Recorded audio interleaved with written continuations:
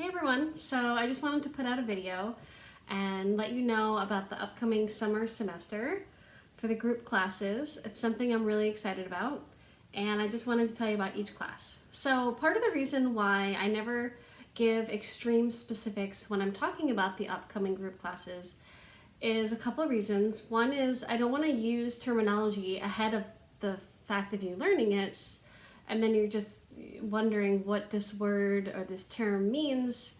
It basically will mean nothing to you unless you learn what it is right away. So that's one thing I do, is I avoid using terms like that. The other reason why I don't like giving specifics is I feel like it takes a lot of the excitement out.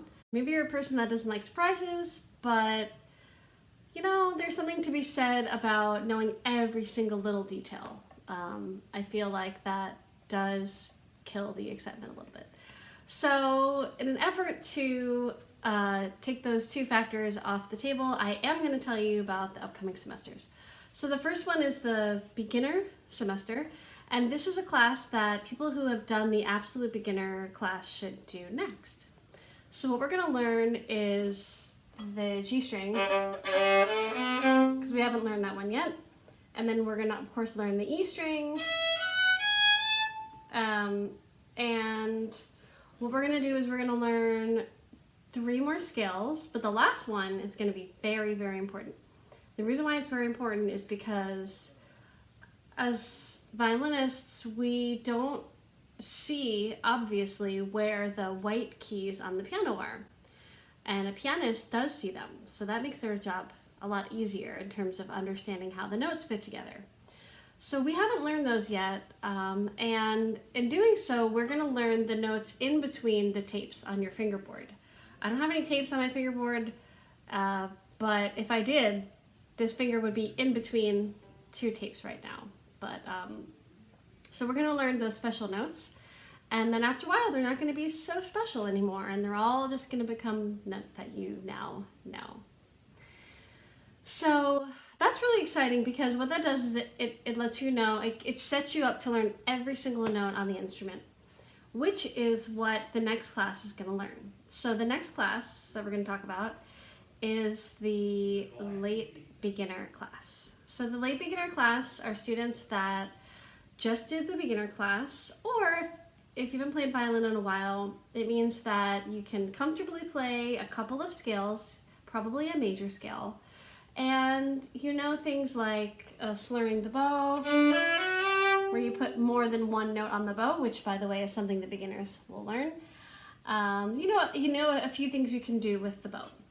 So this sets you up for what you're going to learn in the late beginner class, which is, are you ready? The first thing you're going to learn is every single note on the fingerboard. Now, if I could put a little asterisk there, I would, because we mean up to the 4th finger on the E string. So I'm not talking about these notes, that's for another day. We just want to know every single note here. So there are a few notes, there's a number of notes that even the beginners are not familiar with, even though you have learned the notes in between, we'll say. So if there are any intermediate students that want to brush up on the basics, you're welcome to join us for this.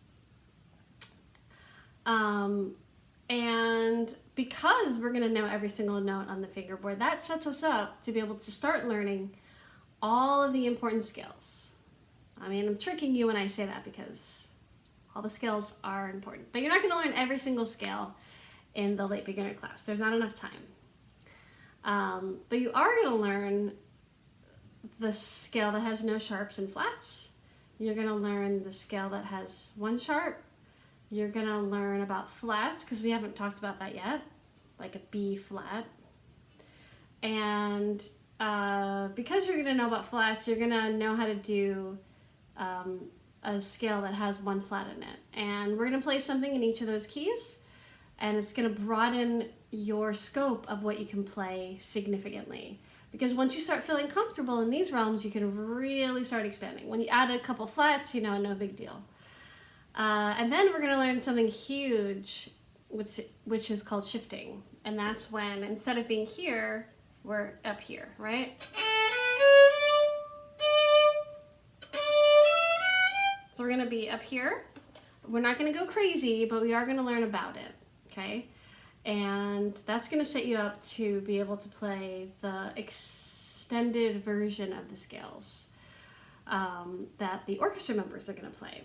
So let's talk about that. The orchestra members are going to learn every single scale in major and minor, and the accompanying arpeggios. So I've made a new sheet that has all of this on there. It's actually a couple of pages. And every time you go to practice, it's all going to be laid out for you. I'm really happy with it. And I think you're going to like it a lot, actually, especially because if you play them in order, they sound really cool. And, you know, arpeggios are the potatoes in a meat and potato type of dish. The meat would be the scales, unless you're a vegetarian, in which case it's a bean and potato situation. But yeah, anyway, so you're gonna learn every single one. And it's gonna be great because you're gonna play something in every key signature. There are some keys where there's like 5 or 6 sharps, or maybe 5 or 6 flats, and you're gonna play something, and I'm gonna make it manageable, but you're gonna be able to do that. We're also gonna freshen up on shifting into 3rd position, and that's 3rd position, and 5th.